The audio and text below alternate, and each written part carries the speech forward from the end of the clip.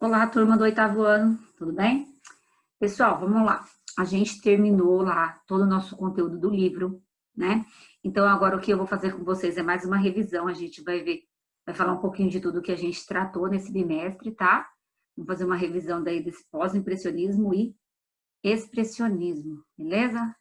Então, acompanha aí o slide que eu vou compartilhar com vocês. Vamos lá, bora lá. Pessoal, é o seguinte, como eu já tinha dito para vocês, a arte e a história, elas andam lado a lado, andam de mãos dadas, né? Então, para a gente entender as coisas que acontecem na arte, a gente tem que começar a entender o que estava acontecendo ali naquela época. Então, dependendo do que acontecia na época, a gente consegue entender o motivo pelo qual os artistas passaram a se comportar de determinada maneira. O pós-impressionismo e o expressionismo, eles, como a gente vai ver aqui, eles são muito, muito influenciados pelo que acontecia no mundo naquele momento.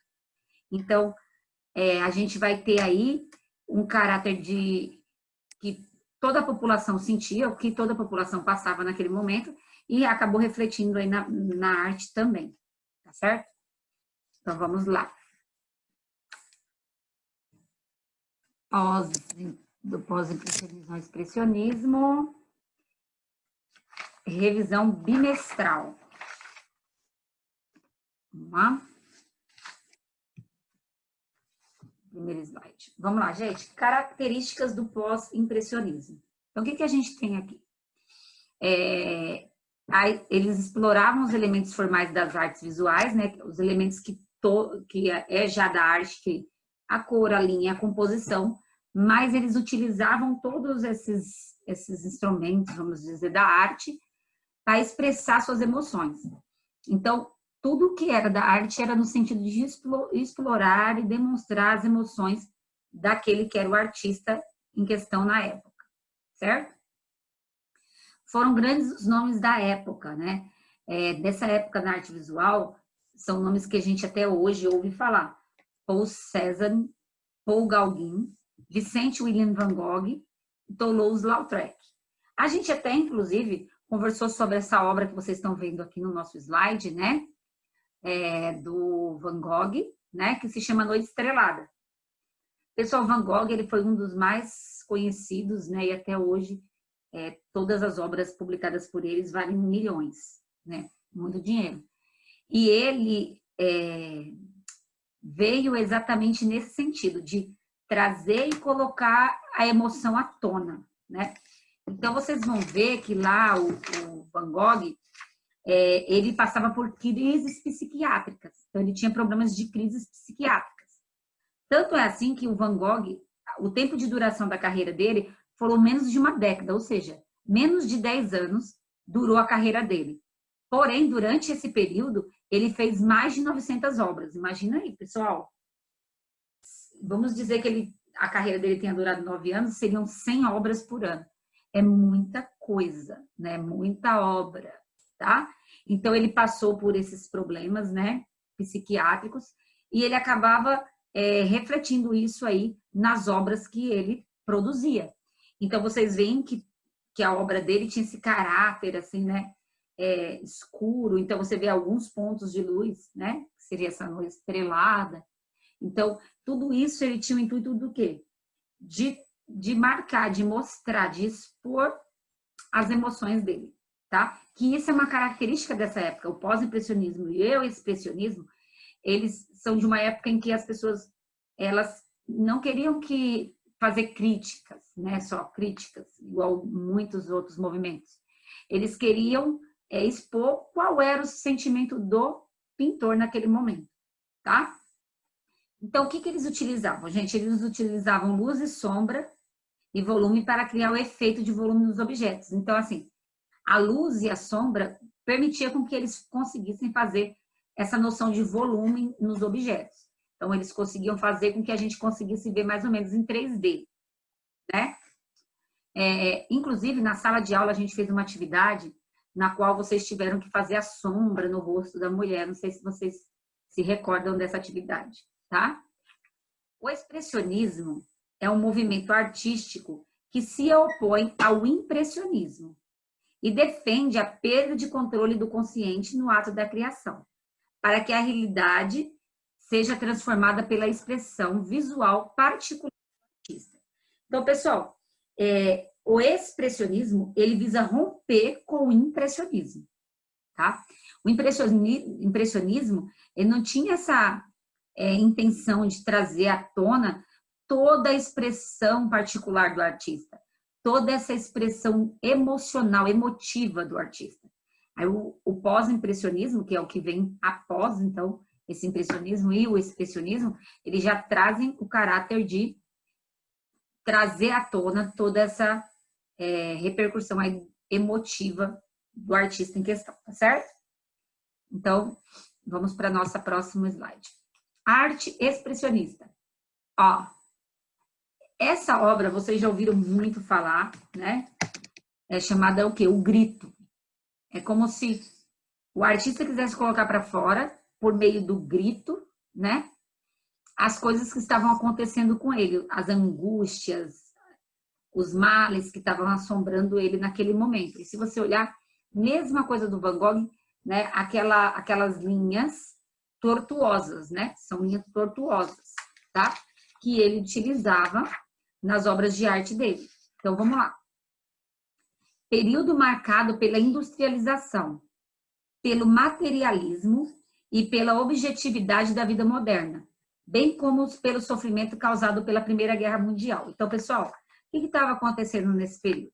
Um período marcado aí pela industrialização. Quando a industrialização chega nas grandes civilizações, muitas pessoas perdem postos de trabalho. Então, porque uma coisa que eu precisava de 10 pessoas para fazer, agora eu compro uma máquina que vai fazer por esses 10. Então, eu não preciso mais de 10 pessoas na linha de produção. Então, eu mando embora 9 e deixo uma somente para operar aquela máquina, certo? Então, nesse período, é um período de evolução, sim, tecnológica, sim, mas também é um período de sofrimento. Então, para quem está perdendo emprego, para quem está, né, passando por isso. Até hoje, a gente tem esses problemas, certo? Quanto mais vai ficando, né? Quanto mais a gente vai tendo inovações tecnológicas, pessoas vão perdendo seus postos de trabalho. Né? Quer ver o exemplo? Eu acho que vocês devem ter chego a acompanhar. Antigamente, no ônibus, a gente tinha o motorista e o cobrador do ônibus. Hoje, essa outra posição de cobrador, em muitos ônibus já não existe mais. Porque aquela inovação do bilhete único trouxe a possibilidade de tirar esse posto de trabalho, tá? Então, vários outros momentos. Hoje, vocês chegam no McDonald's, vocês não precisam pedir para o atendente, vocês podem pedir na maquininha. Aquilo ali também é uma forma de você tirar o atendente do posto de trabalho dele, tá? Então, essa evolução sempre vai trazer uma mazela aí para a população, beleza? Ó, materialismo e objetividade da vida moderna, ou seja, as pessoas se tornaram mais materialistas, né? A atenção toda voltada para os bens materiais e não, né, para o sentimento das pessoas naquilo. É uma coisa mais materialista, de cada um querer ter mais do que o outro, mais do que o outro, mais do que o outro. E todo mundo está sempre em busca de conseguir mais e mais e mais, custe o que custar, né? Essa é uma visão materialista. Então, nesse momento, as pessoas que são menos favorecidas, elas sofrem com isso porque elas são deixadas à margem da sociedade. Pessoal, isso não é uma coisa antiga, isso é uma coisa que a gente vive hoje. Várias pessoas são deixadas à margem da sociedade. Durante essa pandemia que a gente está passando agora, a gente tem várias pessoas à margem da sociedade. Enquanto vocês estão aí tendo aula, vocês são privilegiados. Né? Quando eu digo que vocês têm que prestar atenção, que vocês têm que olhar, é porque vocês são privilegiados. Tá bom? Porque tem muita gente que não tem essa possibilidade. Beleza? E, pessoal, sofrimento ocasionado pela Primeira Guerra. Sim, pessoal. A Primeira Guerra Mundial, ela causou muito sofrimento. Muitas pessoas morreram, milhares de pessoas morreram nas trincheiras. E isso trouxe muito sofrimento para as famílias, perdendo entes queridos, tá? Os artistas passaram a utilizar o mundo interior como fonte de criação, revelando angústias, medo, solidão, entre outros estados da alma. uma visão pessimista da realidade. Então, as pessoas elas não tinham aquela visão boa do que ia acontecer. Elas tinham uma visão ruim, que nada ia dar certo, que nada ia fluir, né? Tinha as angústias, então eles colocavam as angústias, colocavam o medo, a solidão que eles passavam, né? E todos os outros estados da alma, né? Eles colocavam na obra de arte, como meio para chamar mesmo a atenção, tá bom? Características estendidas a todos os ramos da arte. Pessoal, essas características que aconteceram nesse período expressionista, ele não ficou só na tela, na pintura. Não, ele foi para todos os ramos da arte. Então, no teatro a gente teve isso, na dança a gente teve, na música a gente teve. Todos os ramos da arte foram fortemente influenciados por esse período, tá? Cenário mundial. Pessoal, quando a gente fala da guerra, que a guerra foi um dos fatores que levou muitas pessoas ao desespero naquela época e influenciou muito na arte expressionista, a gente tem aí um panorama. A Primeira Guerra Mundial foi um marco na história da humanidade. Foi a primeira guerra do século XX e o primeiro conflito entre estado de guerra total, aquele em que uma nação mobiliza todos os recursos para viabilizar o combate. Ou seja, a nação ela mudou tudo para o combate. Então, empresas que antes faziam panela, faziam outras coisas, tiveram que se readequar e começar a fornecer produtos para a guerra, né? Então, tudo foi mobilizado, tudo. As pessoas foram chamadas para a guerra, os pais, filhos, tudo. Todo mundo foi chamado para a guerra, de alguma forma, para trabalhar nessa guerra. Então, estendeu-se de 1914 a 1918 e foi resultado de transformações que aconteciam na Europa. A Europa, ela é o berço de todas as evoluções, assim como ela é o berço aí da arte. Então, ela estava sofrendo essa guerra, então ela foi quem mais sofreu esse impacto, certo? O resultado da Primeira Guerra foi um trauma drástico. Uma geração de jovens cresceu traumatizada, porque vários jovens que foram para a guerra mataram as pessoas, tiveram que matar os outros, né? Sofreram. Imagine você ficar escutando bomba, tendo que estar se escondendo, isso vai ser um trauma. Vocês sabem que muitas pessoas levaram esse trauma para o resto da vida, né? Não conseguiam dormir, tiveram pânico, né? A frente da batalha, sobretudo a ocidental, ficou marcado pela carnificina vivida nas trincheiras e um saldo de 10 milhões de mortos. 10 milhões de mortos, pessoal, é muita gente. Os desacertos da Primeira Guerra Mundial contribuíram para que, em 1939, uma nova guerra fosse acontecer, certo?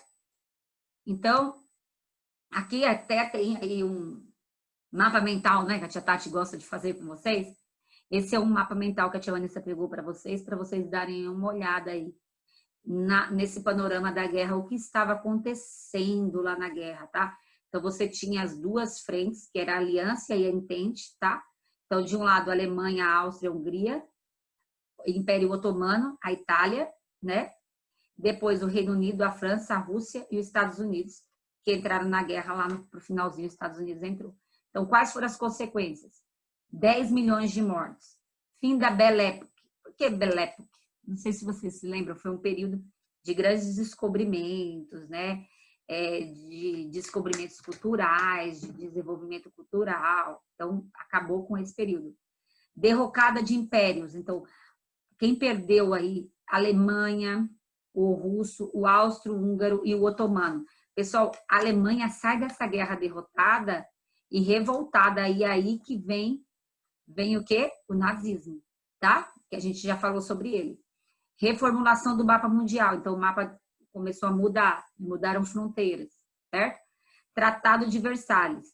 A humilhação da Alemanha abriu o caminho para o nazismo. Por quê? Nesse momento aí de todo essa trauma psicológico e tudo, que a Alemanha saiu derrotada, acabada, destruída, foi o momento, então, que o Hitler aproveitou e falou, eu vou dar a solução para esse país e vocês precisam vir comigo se vocês quiserem que o país mude. E as pessoas agarraram-se a ele, achou que ele era a salvação e deu no que deu. Milhares de judeus mortos, né? Em uma cena ridícula que ficou para a história e que vocês já viram comigo aí, beleza? Pessoal, agora é com você. Você tem uma atividade para ser entregue que vale nota, referente à página 33 do seu livro. não esqueça de entregar essa atividade, porque senão você vai ficar sem nota, certo? Você vai acabar ficando com 0 e a culpa não é da tia Vanessa, a culpa é sua que não entregou. Então, corre, entrega essa atividade para mim até amanhã, sexta-feira, tá bom, pessoal? Beijinho, até a nossa próxima aula, que a gente vai iniciar no livro novo.